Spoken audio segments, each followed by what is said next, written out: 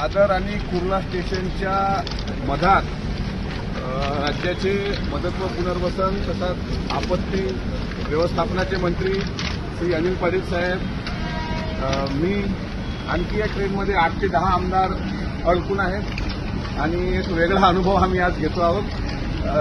पावसामुळे सर्व जनजीवन विस्कळीत झालेलं आहे आणि आज विधिमंडळाच्या अधिवेशनाचा साधारण अंतिम आठवडा पावसाळी अधिवेशनाचा, त्या अधिवेशनात जाण्यासाठी सुद्धा प्रचंड हाल या ठिकाणी झालेले आहेत. लवकरच वाहतूक सेवा सुरळीत होईल अशी अपेक्षा करतो.